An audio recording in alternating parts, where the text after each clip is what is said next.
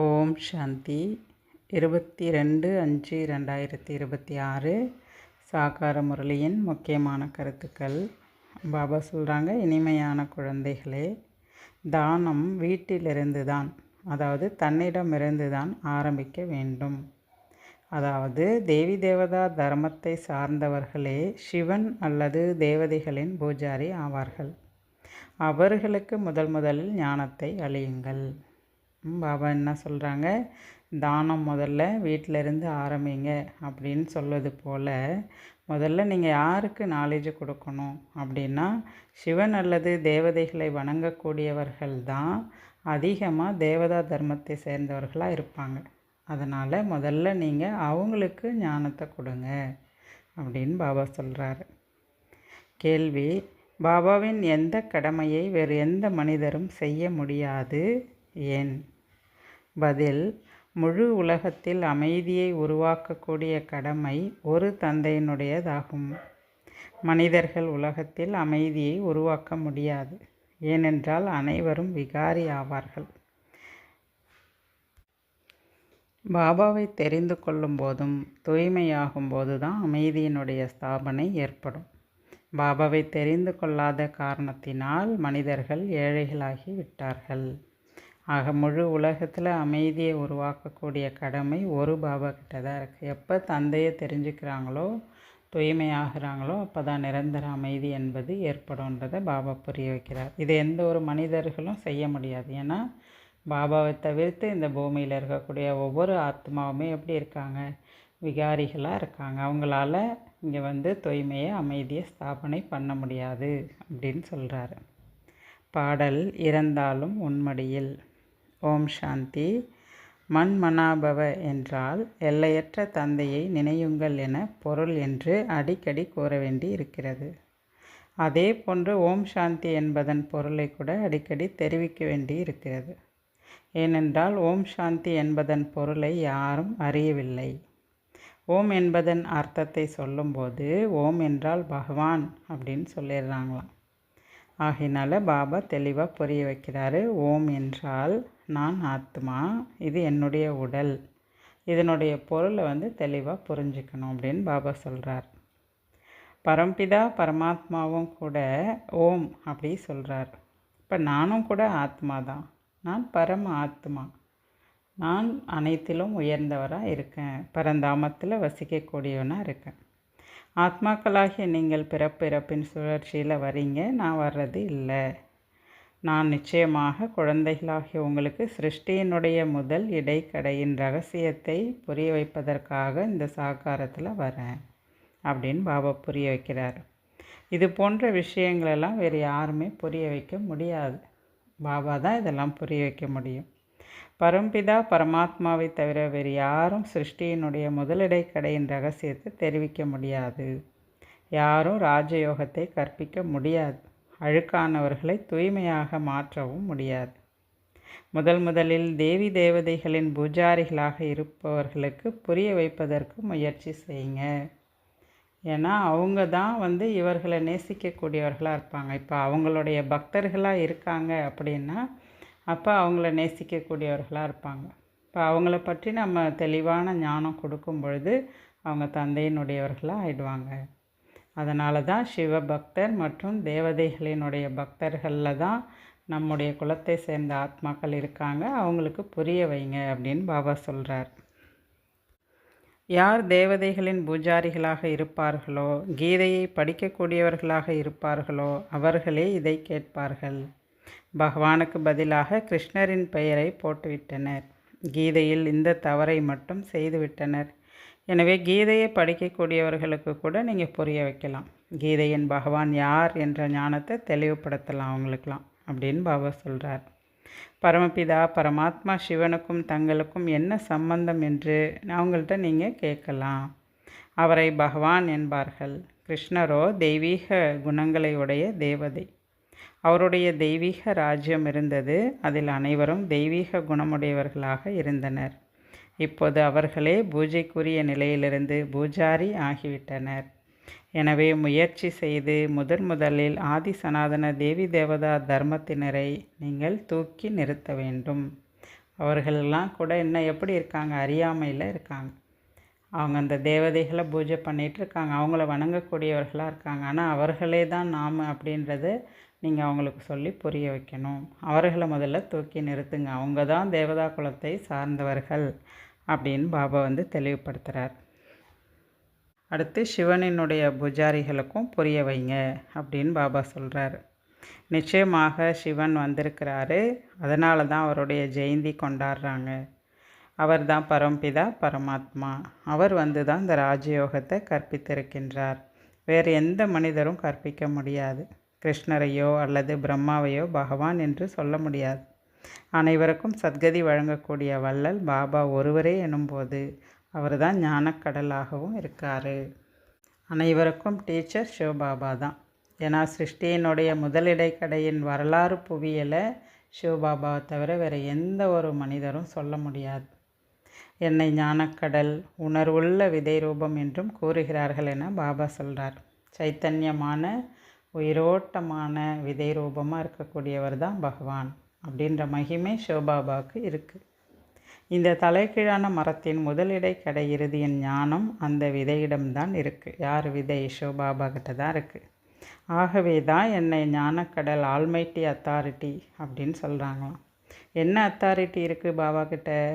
அனைத்து வேத சாஸ்திரங்கள் கிரந்தம் அனைத்தினுடைய அத்தாரிட்டி பாபா கிட்ட இருக்குது. எல்லா சாஸ்திரங்களினுடைய சாரத்தை பாபா தான் தெளிவுபடுத்துகிறார், புரிய வைக்கிறார். குழந்தைகளாகிய உங்களுக்கு இப்பொழுது இந்த விஷயங்களை புரிய வைக்கிறேன் அப்படின்னு சொல்கிறாரு. கல்பத்தின் ஆயுளை கூட லட்சக்கணக்கான வருடங்கள்னு சாஸ்திரங்களை விளக்குவோர் சொல்லிட்டாங்க. ஆனால் அவ்வாறெல்லாம் கிடையாது. இது விதவிதமான தர்மங்களின் மனித சிருஷ்டி என்ற மரமாகும். அதனுடைய வயதை பாகவதத்தில் கூட மிக நீண்டதாக எழுதிட்டாங்க. பாகவதம் கூட சொல்லப்போனால் தர்மசாஸ்திரமே கிடையாது. கீதை தான் தர்மசாஸ்திரம். அதன் மூலமாக தான் தேவி தேவதா தர்மம் ஸ்தாபனையாகுது. மற்றபடி பாகவதம் மகாபாரதம் போன்றவைகள்னால எந்த தர்மமும் உருவாகலை. கீதையின் மூலமாக தான் தேவி தேவதா தர்மம் உருவாகுது அப்படின்றத பாபா தெளிவுபடுத்துகிறார். சத்தியுகத்தில் பாரதம் மட்டும்தான் இருந்தது, வேறு எந்த தர்மமும் கிடையாது. பாரதம் தான் சொர்க்கமாக இருந்தது. பாரதம் தான் உயர்ந்ததிலும் உயர்ந்தது என பாடவும் பட்டிருக்கு.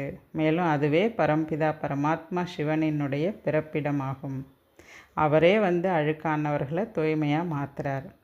சிவனின் பூஜை கூட இந்த பாரதத்தில் தான் அதிகம் செய்கிறாங்க. ஜெயந்தியும் கூட இங்கே தான் கொண்டாடுறாங்க. நிச்சயமாக அழுக்கான உலகத்தில் தான் பாபா வந்திருக்கார். வந்து என்ன ஆக்கியிருக்காரு? தூய்மையாக ஆக்கியிருக்கிறார். நான் கல்பமாக வந்து பாரதத்தை சொர்க்கமாக மாற்றுகிறேன் என பாபாவும் கூறுகின்றார். பிறகு ராவணன் தான் நரகமாக மாற்றுகிறான். இவ்வாறு டிராமா உருவாக்கப்பட்டிருக்கு. ஞானக்கடல் சிவபாபா அல்லவா என இப்பொழுது நீங்கள் வந்து புரிஞ்சுக்கணும். உயர்ந்ததிலும் உயர்ந்தவர் சிவன், அனைவராலும் பூஜிக்கப்படக்கூடியவர் அவர் தான். முதலில் அவருடைய பூஜை நடக்கிறது. அவர் தான் எல்லையற்ற தந்தை. நிச்சயம் அவரிடமிருந்து தான் எல்லையற்ற ஆஸ்தி கூட குழந்தைகளுக்கு கிடைச்சிருக்கு. இதெல்லாம் பாரதவாசிகள் மறந்துட்டாங்க. ஒரு நிராகாரரை தான் பகவான் என அழைக்க முடியும். அவரை மனிதர்களெல்லாம் நினைக்கிறாங்க. அனைவருமே பகவான் என்பது கிடையாது. ஒரு புறம் பகவானை நினைக்கிறாங்க, ஒரு புறம் நிந்திக்கவும் செய்கிறாங்க. ஒரு புறம் சர்வ வியாபின்னு வர சொல்லிடுறாங்க. பிறகு பதீத பாவனா வாங்கன்னு கூப்பிட்றாங்க. அப்புறம் இங்கேயே நிறைஞ்சிருக்காருன்னு சொல்கிறாங்க. அப்புறம் மேல் நோக்கியும் அழைக்கவும் செய்கிறாங்க அப்படின்னு சொல்கிறார். தந்தை வந்து பிரம்மா உடல் மூலமாக பிரம்மா முக வம்சாவளி பிராமணர்களுக்கு தான் இந்த விஷயத்தெல்லாம் புரிய வைக்கிறார். இப்போது பிராமணர்களாகிய நீங்கள் குடுமிக்கு சமமானவர்கள். நீங்கள் வந்து உச்சி குடுமி பிராமணர்கள், உயர்ந்தவர்கள். பிராமணர்களுக்கும் மேலானவர் சிவபாபா. விராட ரூபத்தில் பாருங்கள், தேவதா சத்திரிய வைசிய சூத்திரரை காண்பிக்கிறாங்க. ஆனால் பிராமணர்களின் பெயரே அங்கே கிடையாது. ஏன்னா பிராமணர்களோ விகாரிகளாக இருக்காங்கங்கிறத பார்க்குறாங்க. பிறகு தேவதைகளை விட உயர்ந்தவராக எப்படி ஆக முடியும்? பிராமண தேவி தேவதாய நமக என பாடுகிறார்கள். ஆனால் துல்லியமாக இதனுடைய ஞானம் யாருக்கும் தெரியாது. இவர்களுடைய ராஜ்யம் எப்போது இருந்தது, சொர்க்கம் எங்கிருந்து வந்தது, இந்த விஷயத்தெல்லாம் பாபா வந்து தெளிவுபடுத்துகிறார். தேவி தேவதைகளுக்கு இன்றைக்கி இவ்வளோ மகிமை இருக்குன்னா அவங்க எப்படி அது போல் ஆனாங்க, அந்த ராஜ்யத்தை யார் மூலமாக அடைஞ்சாங்க, இதெல்லாம் பாபா வந்து புரிய வைக்கிறார். பாபா வந்து பிரம்மா மூலமாக தான் சொர்க்கத்தை உருவாக்குறாரு, சங்கர் மூலமாக நரகத்தை அழிக்கிறாருன்னு நீங்கள் இப்போ புரிஞ்சுக்கிட்டீங்க.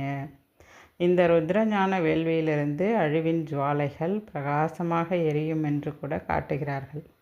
உண்மையில் இப்போது அதே நடிப்பு, அந்த அந்த விநாச ஜுவாலை எரிய போகக்கூடிய அந்த இப்போ நடக்க போகுது. 5000 வருடத்துக்கு முன்பு போர் நடந்தது. அப்போது அழுக்கான உலகம் அழிந்து விட்டது. கீதா ஞானம் சொல்லப்படும் போது 3 படைகள் இருந்தன அப்படின்னு சொல்கிறாங்க. யாதவ சேனை, பாண்டவ சேனை, கௌரவ சேனை. அந்த மாதிரி பாபா சொல்கிறாரு, 3 சேனை இருந்த மாதிரி காட்டியிருக்காங்க இல்லையா அப்படின்னு சொல்கிறார். யாதவ சேனை அவர்கள் விஞ்ஞானத்தினால் ஏவுகணைகளை கண்டுபிடிக்கிறாங்க. முழுமையாக கீதையின் 5000 வருடம் ஆகிவிட்டது. இந்த 3 சேனைகளும் தற்போது இருக்கின்றனர் என்பதை பாபா புரிய வைக்கிறார். எப்படி இருக்கிறாங்க? அந்த யாதவ சேனைகள் என்ன பண்ணுறாங்க? அவங்களாம் ஏவுகணைகள், அணு ஆயுதங்களை உருவாக்கி வச்சிட்ருக்காங்க அழிவுக்காக. ஒரு பக்கம் பாண்டவ சேனை, ஒரு பக்கம் வந்து விபரீத புத்தி உடையவர்கள், கௌரவர்கள் அப்படின்னு சொல்கிறாரு. அப்போ விநாச காலத்தில் விபரீத புத்தி உடையவர்கள் என்ன பண்ணுவாங்க? கடைசி வரைக்கும் தந்தையை தெரிஞ்சுக்க மாட்டாங்க. அதே போல் அன்பான புத்தி உடையவர்கள் தான் பாண்டவர்கள். அப்போ 3 சேனையும் இந்த நேரத்தில் இருக்காங்க அப்படின்றத பாபா தெளிவுபடுத்துகிறார். நீங்கள்லாம் பாண்டவ சேனையினர். தற்போது விநாச காலமாக இருக்கின்றது. மரணம் எதிரிலேயே இருக்கிறது என்பது உங்களுக்கு தெரியும். நீங்கள் தூய்மையாக மாறினால் புது உலகத்திற்கு அதிபதியாகலாம் என சிவபாபா இப்போ புரிய வைக்கிறார். சத்தியுகத்தில் ஒரே ஒரு தேவி தேவதா தர்மம் இருந்தது, வேறு எந்த தர்மமும் கிடையாது. தற்போது மற்ற அனைத்து தர்மங்களும் இருக்குது. ஆனால் ஆதி சனாதன தேவி தேவதா தர்மம் மட்டும் இங்கே கிடையாது. யாருமே தன்னை தேவதா என்பதை புரிஞ்சிக்கல. நாங்கள் பதீத்தமாக இருக்கிறோம். இப்போ பதீத்தமாக இருக்கிறவங்க தன்னை தேவதைன்னு எப்படி சொல்லிக்க முடியும்? தேவதைகள் கோவில்களுக்கு முன்பு கூட போயிட்டு பாடுறாங்க, நீங்கள் தான் சர்வ குணங்களும் நிரம்பியவர்கள் அப்படின்னு பாடுறாங்க. தேவதைகளின் கோவில்களுக்கு முன்பு போயிட்டு அவங்கெல்லாம் பாடுறாங்க, எங்களுக்குள்ள எந்த குணமும் இல்லை அப்படின்னு சொல்லிக்கிறாங்க. தந்தையும் கூட நினைக்கிறாங்க. பக்தி மார்க்கத்தில் பாபா இப்போ என்ன சொல்கிறாரு? குழந்தைகளே, நீங்கள் இப்போ என்னை மட்டும் நினைவு செய்யுங்க. பாபாவை நினைக்காமல் தூய்மையாகாமல் உயர்ந்த பதவி பெற முடியாது. அப்பவித்திரமான உலகம் அழியும் போது தான் உலகத்தில் அமைதி உண்டாகும்.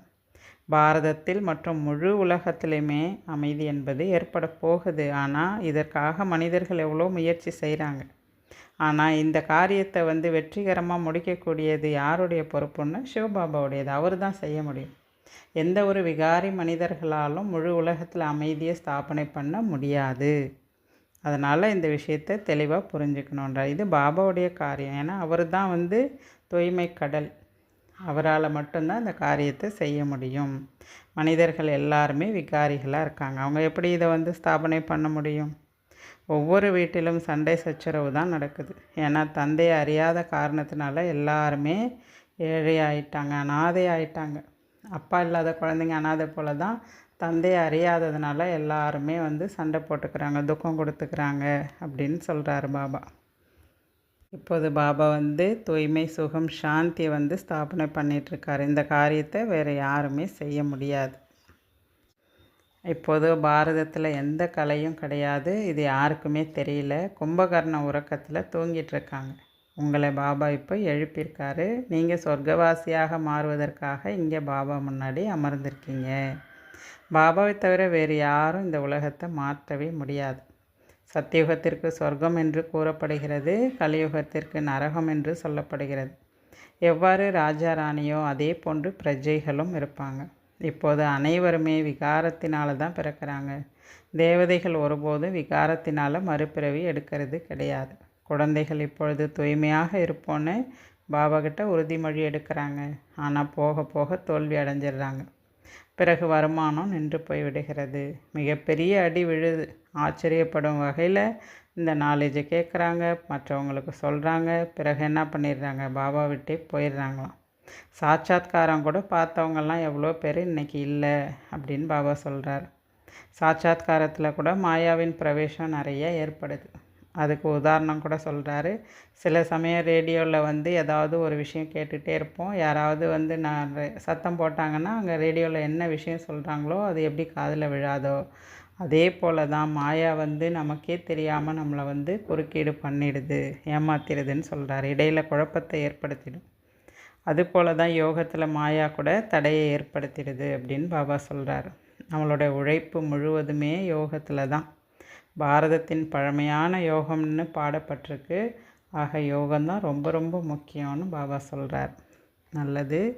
தாரணைக்கான முக்கிய சாரம். முதல் பாயிண்ட் பாபா சொல்கிறாரு, ஒரு பாபாவிடம் உண்மையான அன்பு வைத்து உண்மையிலும் உண்மையான பாண்டவர் ஆக வேண்டும். மரணம் எதிரிலே இருக்குது. ஆகவே தூய்மையாகி தூய்மையான உலகத்திற்கு அதிபதி ஆக வேண்டும். அதனால் விநாசத்துக்கு முன்பாகவே நம்ம தூய்மையாகணும். ரெண்டாவது பாயிண்ட் சொல்கிறாரு, காமம் மிகப்பெரிய எதிரி. அதுவே முதல் கடை துக்கத்தை கொடுக்கக்கூடியது. அதன் மீது வெற்றி அடைந்து தூய்மையாக வேண்டும். நினைவின் மூலமாக விகாரங்களின் துருவை நீக்கி ஆத்மாவை சத்தியுகத்தினுடையதாக மாற்ற வேண்டும். பாபா வரதானம் சொல்கிறாரு, மறுபிறப்பின் நினைவின் மூலம் கர்ம பந்தனத்தை கர்ம சம்பந்தமாக மாற்றக்கூடிய பரோபகாரி ஆத்மா ஆகுங்கள். நம்ம எல்லாம் மறுஜென்மம் எடுத்திருக்கிறோம், ஆத்மானு ஜென்மம் எடுத்திருக்கோம் நம்ம. அப்போ மறுபிறப்பு எடுத்துட்டோன்னா நம்மளுடைய சமஸ்காரமும் மாறணும் அப்படின்னு சொல்ல வர்றார். இங்கே எந்த ஒரு விஷயமுமே நமக்கு பந்தனம் கிடையாது. ஒவ்வொன்றையுமே வந்து சேவையினுடைய சம்பந்தமாக மாற்றிக்கணும்னு பாபா சொல்கிறார். அந்த மாதிரி மாற்றக்கூடிய பரோபகாரி ஆத்மா, அனைவருக்கும் நல்லது செய்யக்கூடிய, நன்மையின் பாவனை வைக்கக்கூடிய பரோபகாரி ஆத்மாவாக ஆகுங்கன்னு சொல்கிறார். லௌகீக கர்ம பந்தனத்தின் சம்பந்தமானது இப்பொழுது மறுபிறவி எடுத்த காரணத்தினால் ஸ்ரீமத்தின் ஆதாரத்தில் சேவையின் சம்பந்தத்திற்கு ஆதாரம் ஆகும். இங்கே வந்து கர்ம பந்தனம் கிடையாது, சேவை வந்து சம்பந்தமாகும். சேவை சம்பந்தத்தில் பலவிதமான ஆத்மாக்களுக்கான ஞானத்தை தாரணை செய்து நடக்கும்போது பந்தனத்தில் களைப்படைய மாட்டீர்கள். ஏன்னா விதவிதமான ஆத்மாக்களினுடைய சம்பந்தம் தொடர்பில் வந்து தான் நம்ம சேவை களத்திலே இறங்குறோம். அப்போ பலவிதமான ஆத்மாக்களுக்கான விதவிதமான ஆத்மாக்கள் விதவிதமான சுபாவம் உடையவர்களாக இருப்பாங்கன்ற நாலேஜ் உங்களுக்குள்ளே இருக்கும்போது நீங்கள் அங்கே வந்து கர்ம பந்தனத்தில் களைப்படைய மாட்டீங்க, பந்தனத்தில் சிக்க மாட்டீங்கன்னு சொல்கிறார்.